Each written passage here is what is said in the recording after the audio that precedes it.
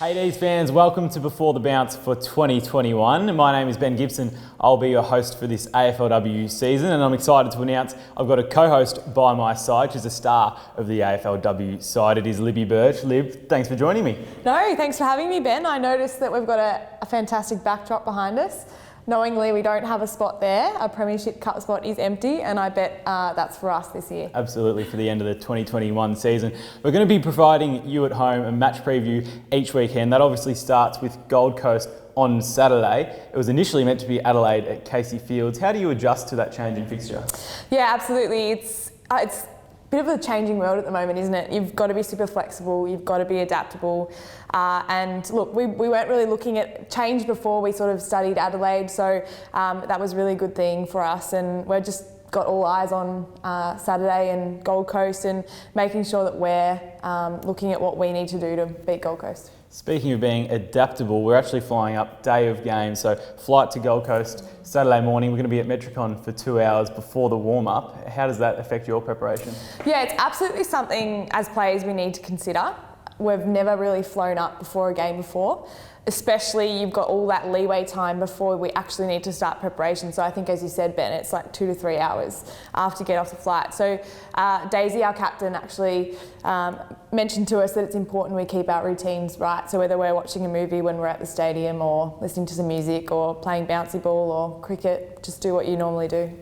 Now, we have seen a fair bit of change over the off-season. We're going to look at the teams in just a moment. But Todd Patterson, our list manager, was really clear with his strategy. We parted ways respectfully with some of the girls that have been around for a little while, and we brought in a whole lot of new young talent. So we've got 5 changes from the semi-final team into the lineup this weekend. There is Sinead Goldrick and Jackie Parry, who missed that final. But then the 3 draftees. There was a nice moment at training on Tuesday where they received their jumpers. What can you say about those 3 girls?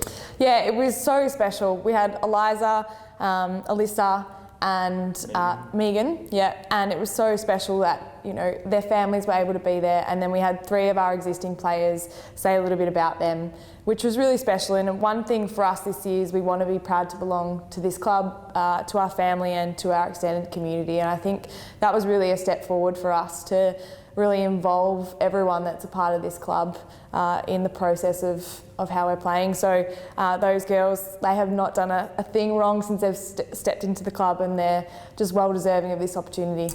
Megan, she's a really intelligent midfielder. McNamara is more of an outside runner, under 7 minutes for a 2-kilometre time trial. But it's Alyssa Bannon that I'm excited to watch. So she's 177 centimetres. She's got a big wingspan. But we've got Parry, Cunningham, Zanka up forward, so she's going to get potentially the 4th tall defender. She could cause a bit of havoc because she's lightning at ground level. Yeah, a couple of times I'm obviously in the back line, and a couple of times if she's out wide, you cannot catch her. So I know that we're pushing for her to, as soon as she gets that ball, use her speed because she's lightning fast.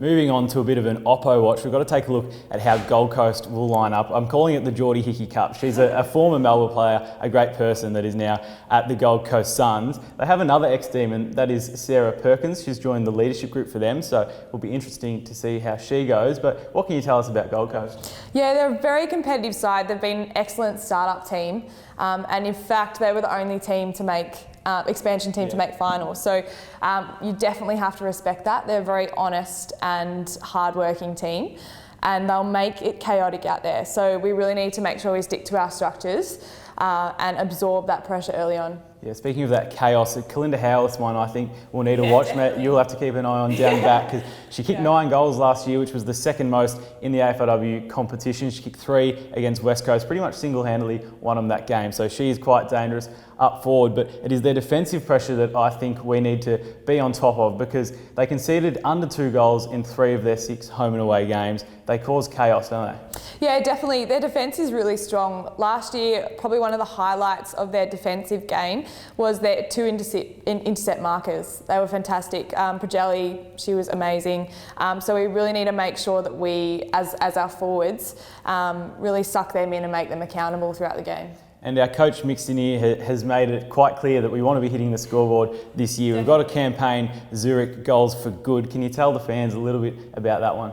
Yeah, so it's really important to us that our goals are counted for something much more than what it is on the scoreboard on the day. And Mixtoneer came up with this wonderful campaign where all the goals kicked during a game go towards our local football clubs. And we know those local football clubs were really affected last year with the coronavirus.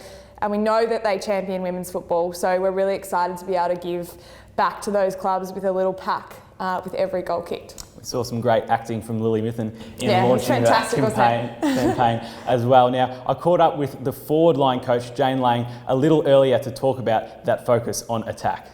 That's been a priority for us over the off-season, trying to make sure that we get as much opportunity going inside 50 as we possibly can. So hopefully we see some of that come off on the weekend where the girls are a little bit more attacking and use the ball a little bit more efficiently. I think just across the whole team, it would be great to get some consistency across all lines. We had a number of injuries, certainly up forward, getting some continuity and allowing some girls to just get to know each other and understand each other's game through playing those consistent games together would be good. They're exciting to watch, and when they're at their best, they're pretty unbelievable. I think that other teams will start to fear them if they can play some really good, consistent footy. Eden's just a beast. She's so strong. Love to get her plenty of opportunities in one-on-one. Hard not to agree with Jane there. I think Eden Zanker is in for a big season. It's her fourth in the AFLW competition and she's really started to grow in confidence. Now, Lib, just before we wrap things up here on Before the Bounce, we're going to give fans a few things to look out for. What's your first point? Definitely. I think our team defence is going to be a really important thing to watch for. We want to get up nice and quickly to the ball carrier to make sure we're putting pressure back on Gold Coast. We're missing Meg, unfortunately, for this first round. Yeah, it looks like 4 to 6 weeks potentially. Meg Downey went down with an ankle injury against Geelong in that practice match. Yeah, so we're missing another key defender. However, we've got Goldie coming in and we're going to be able to fill the spots because we've got such great depth within our team. So I think it's going to be really exciting. Obviously, we have to shut down some pretty prominent forwards in the competition. So we're just looking forward to getting out there. Plenty of pace in that back line as well. In terms of something for me, I'm not going to talk about Tyler Hanks every week, but I will before the season starts because she's something quite special, I believe. She's only 20 years old, but like yourself, has joined the leadership group this year. And last year, she came 5th in the best and fairest, but I think even she would admit it wasn't the best footy she was capable of. You must like what she brings to the team. Yeah, she's been amazing. I know personally we've done a lot of running together in the extremely long pre-season that we've had, but she has just taken her game to another level. I think, respectfully, Elise O'Day has left the club and it gives Hanksy a lot more room to show what she's capable of, which I think gives her amazing confidence that she can really take her game to the next level. Yeah, those added midfield minutes, she's really classy with ball in hand and a good decision maker. So look out for Hanksy, not just this week, but for many weeks to come. That's all from Before the Bounce. Lib, thanks very much for joining me in the first episode. Thanks for having me. We'll see you next week. Absolutely. So Metricon Stadium on 7, mate. Hope you enjoy the game.